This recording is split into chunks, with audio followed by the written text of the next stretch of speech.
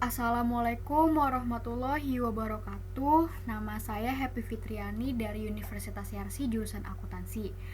Pada kesempatan kali ini saya akan menjelaskan dan mempraktekkan tentang asumsi klasik, heteroskedastisitas, dan regresi data sekunder.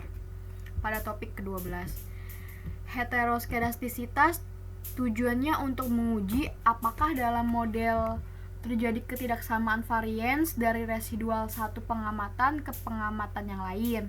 Ada beberapa cara untuk mengetahui ada atau tidaknya heteroskedastisitas.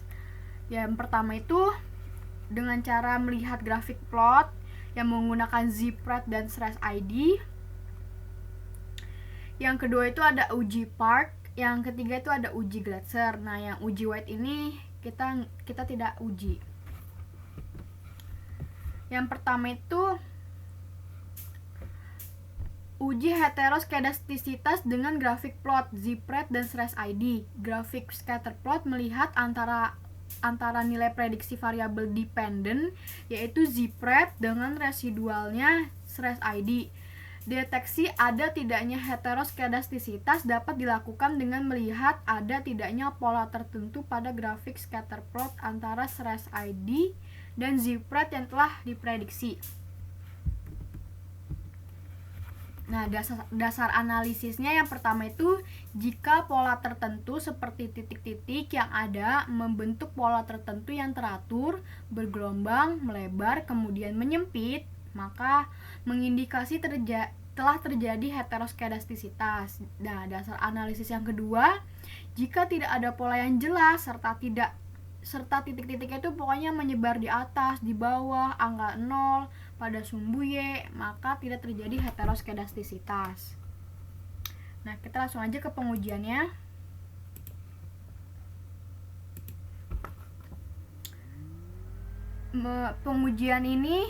Pengujian yang pertama ini menggunakan data yang kemarin. Caranya itu dengan analyze, regression, linear, dependentnya keuntungan, dan independennya harga saham dan aset ya.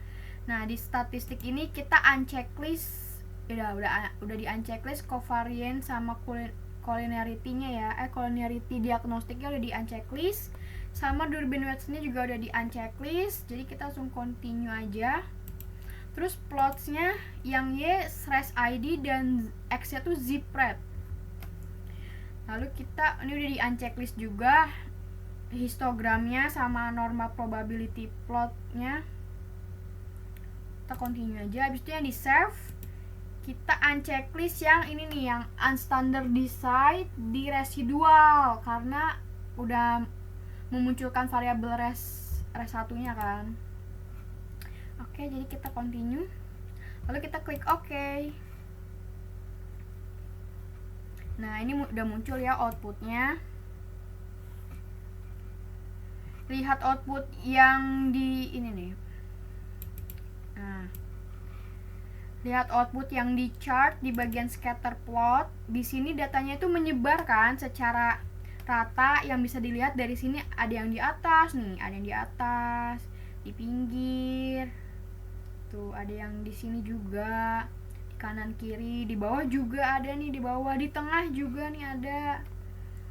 Nah, tidak membentuk pola tertentu, maka dapat disimpulkan bahwa model regresi ini tidak terdapat heteroskedastisitas. Nih ya. Tuh. Jika tidak ada pola yang jelas serta titik-titiknya menyebar, ini kan titik-titiknya menyebar tuh ya, di atas dan di bawah angka 0 pada sumbu Y, maka tidak terjadi heteroskedastisitas. Maka kita dapat simpulkan ini tidak terjadi heteroskedastisitas. Nah, kita lanjut aja ke uji yang kedua. Itu kan yang uji pertama itu yang melihat grafik plot. Yang kedua itu uji Park. Uji Park nih. Menurut Ghazali, uji Park mengemukakan metode bahwa variance merupakan fungsi dari variabel-variabel independen apabila koefisien parameter beta dari persamaan regresi tersebut signifikan secara statistik. Hal ini menunjukkan bahwa dalam data model empiris yang diestimasi terdapat heteroskedastisitas, dan sebaliknya, jika parameter beta tidak signifikan secara statistik, maka asumsi homoskedastisitas pada data model tersebut tidak dapat ditolak. Kriteria uji partnya ini ada dua ya. Yang pertama itu jika nilai probabilitasnya lebih besar dari 5% atau 0,05, maka dikatakan tidak terjadi gejala heteroskedastisitas. Yang kedua, jika nilai probabilitasnya lebih kecil 5% atau 0,05, maka dikatakan terjadi gejala heteroskedastisitas. Oke, kita langsung aja ke pengujiannya.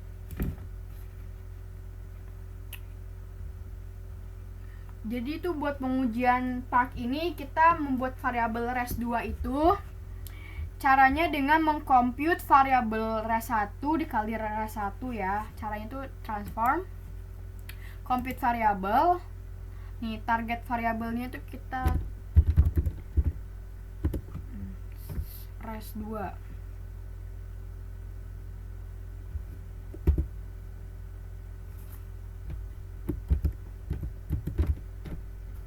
Kayak gini. Function groupnya alls, function and special variabelnya itu kita pilih yang absolute, tapi belum dinaikin dulu ya ke atas. Nah, numeric expressionnya itu kayak gini. Ini mana nih? Terus kita kasih bintang. Nah,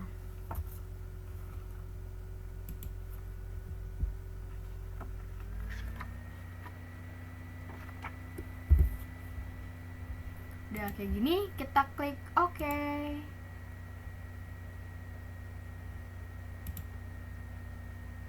Tuh, udah ada kan res2 nya.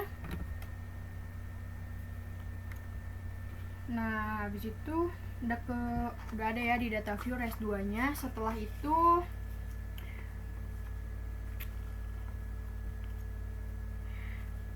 itu memunculkan variabel logaritma dari variabel res2 ini nih. Caranya tuh transform compute variabel lagi.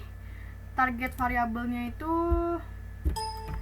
ini ln underscore res2. Nah, function groupnya tetap yang all. Habis itu yang function and special variabelnya itu kita pilihnya ln nih. Ln mana nih tadi?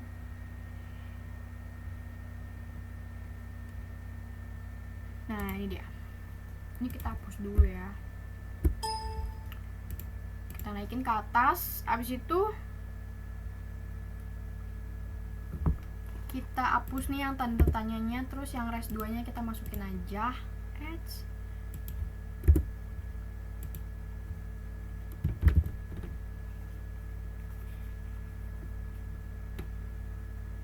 Setelah itu kita klik OK.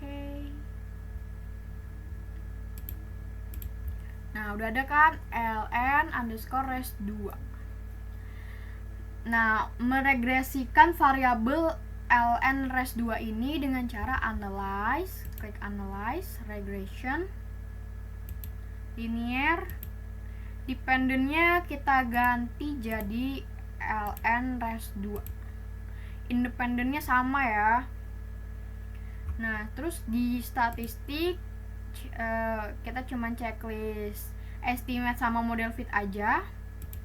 Di plotsnya sama. Di save, kosongin semua ya. Lalu kita klik aja OK.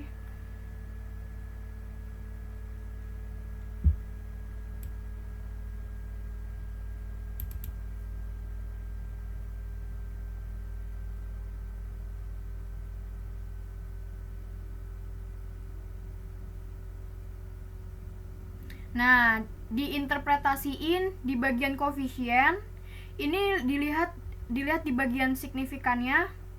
Nilai signifikannya untuk variabel aset di sini ya.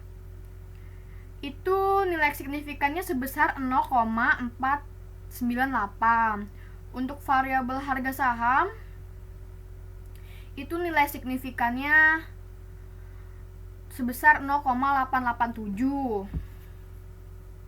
Nah, untuk yang variabel aset itu termasuk lebih besar kan daripada 0,05. Tuh.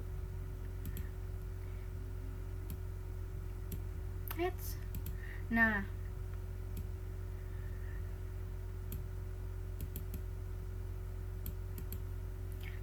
yang di aset ini kan signifikannya itu 0,498. Nah, berarti itu lebih besar kan daripada 0,05. Begitu juga dengan yang variabel harga sahamnya yang nilai signifikannya itu 0,887. Itu juga lebih besar dari 0,05. Nah, di sini tuh jika nilai probabilitasnya lebih besar dari 0,05, maka dikatakan tidak terjadi gejala heteroskedastisitas. Dari dua pengujian hetero yang berbeda tadi, kita dapat ambil dua kesimpulan yang sama. Kalau data regresi ini tidak terdapat tanda-tanda heteroskedastisitas. Nah, yang terakhir tuh ada uji Glatzer. Nih, uji heteroskedastisitas dengan uji Glatzer. Uji Glatzer yaitu meregresi nilai absolut residual terhadap variabel independensi. Jika variabel independen signifikan secara statistik mempengaruhi variabel dependen, maka ada indikasi terjadi heteroskedastisitas. Nah, bisa kita lihat kalau nilai probabilitas signifikannya di atas tingkat kepercayaan 5%, maka output SPSS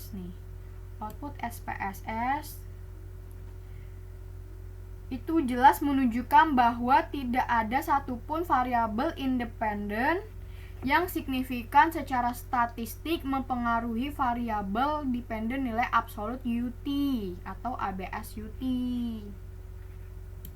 Kita langsung aja ke pengujiannya, kita ke SPSS dulu. Nah, kita kan akan mengcompute variabel menggunakan res1 nih. Caranya tuh dengan cara transform compute variabel. Nah, target variabelnya itu ABS underscore res1.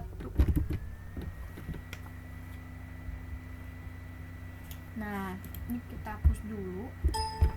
Function groupnya tetap yang all, terus function and special variabelnya kita cari yang ABS nih. Habis itu kita katasin. Nah, ini hapus aja yang tanda tanyanya, masukin res1. Lalu kalau udah kita langsung aja oke. Ini udah ke compute ya, kita cek. Nah, di data view juga udah ada ya ABS underscore res1. Itu udah ada kan. Selanjutnya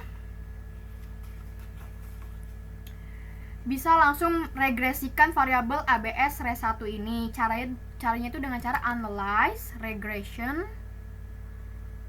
linear, dependennya itu ABS res1, independennya sama ya, harga saham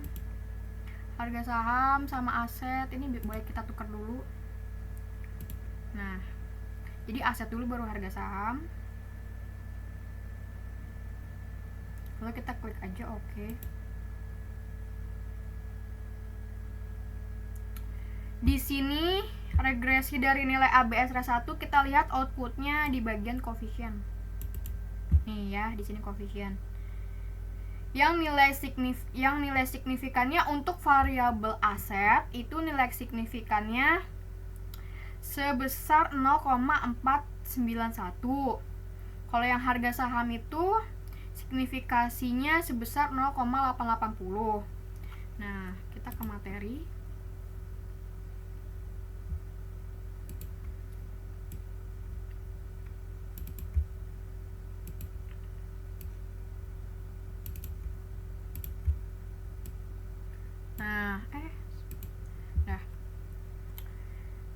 Nah, kan di sini nih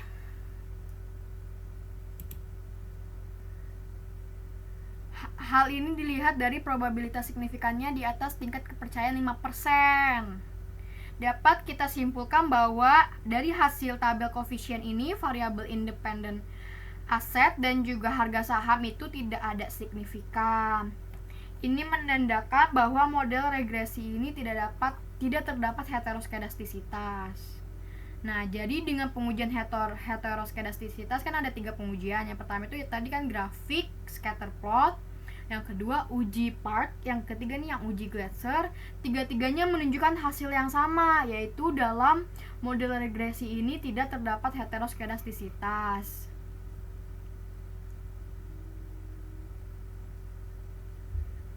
Interpretasi bagian regresi linear berganda.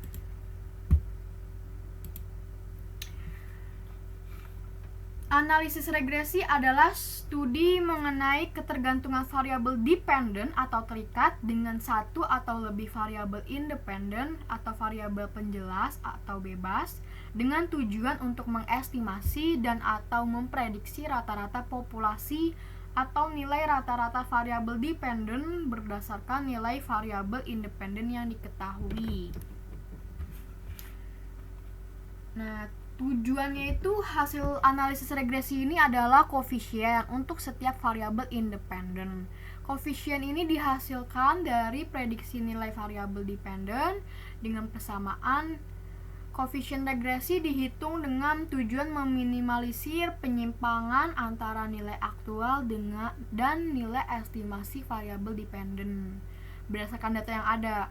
Nih, bentuk umum persamaan regresi bergandanya itu seperti ini, dimana Y-nya itu variabel dependen atau terikat. Nih, kalau yang B1, B2 dan seterusnya itu koefisien variabel, dan X1, X2 dan seterusnya itu variabel independen atau bebas.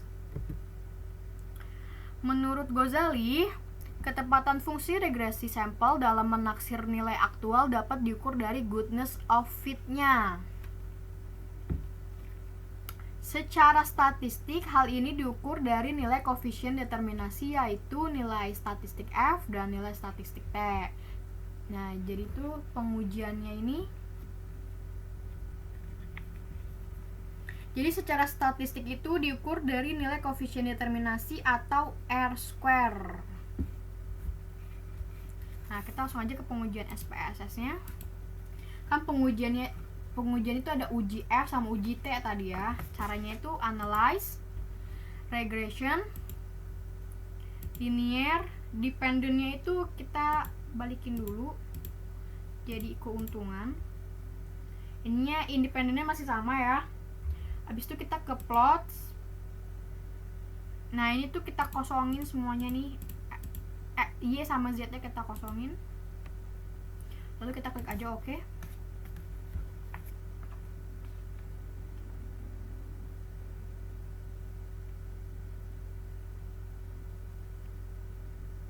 Nih,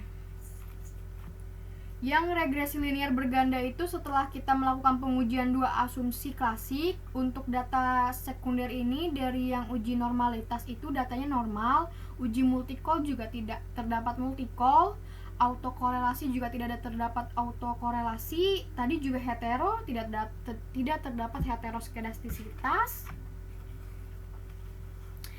Kita akan interpretasikan data yang tadi ini nih. Yang ini pengujian yang koefisien determinasi, kita lihat di outputnya di bagian model summary, di bagian adjusted R-square diperoleh nilai sebesar 0,955.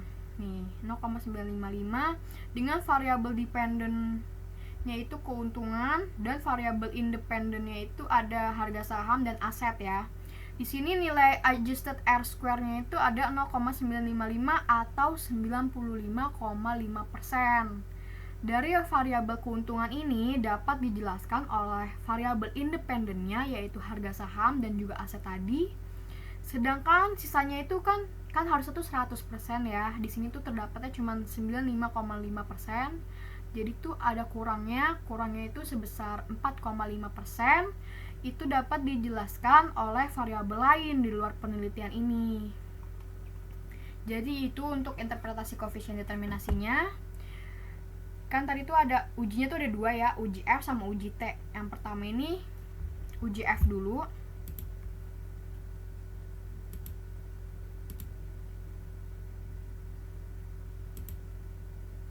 Nih uji F. Kriterianya itu F hitung lebih besar daripada F tabel atau nilai probabilitas signifikannya lebih kecil dari 0,05.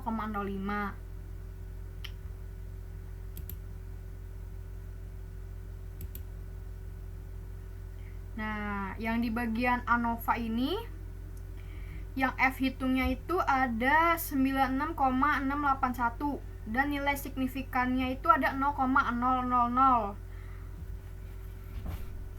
Nah, jadi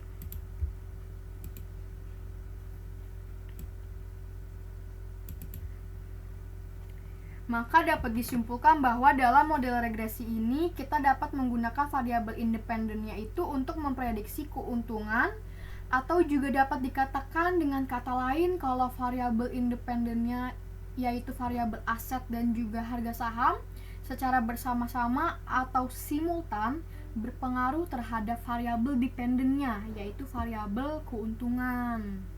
Tuh yang ini nih. Nah, yang terakhir ada uji T. Uji T ini kriterianya T hitung lebih besar daripada T tabel atau nilai probabilitas signifikansinya lebih kecil dari 0,05. Nah, kita lihat di koefisien ya. Ini di koefisien. Yang variabel aset itu T hitungnya ada sebesar 5,104, sedangkan untuk variabel harga saham sebesar 5,955. Nah, kita ke sini lagi.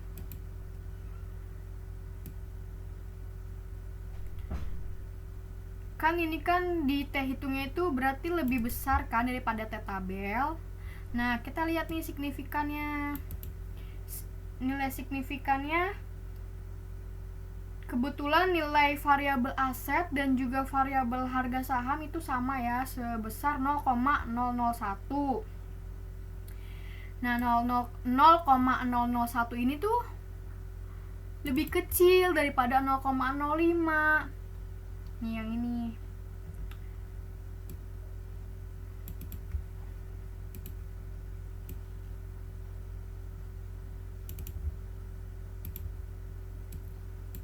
Nih ya, ini kan 0,05 berarti lebih kecil dong dari ini kan 0,01 berarti lebih kecil dong daripada 0,05. Jadi dapat nilai signifikan ini. Jadi tuh nilai signifikan di sini kan lebih kecil dari 0,05. Dapat disimpulkan bahwa variabel keuntungan dipengaruhi oleh aset dan harga saham. Nah, interpretasinya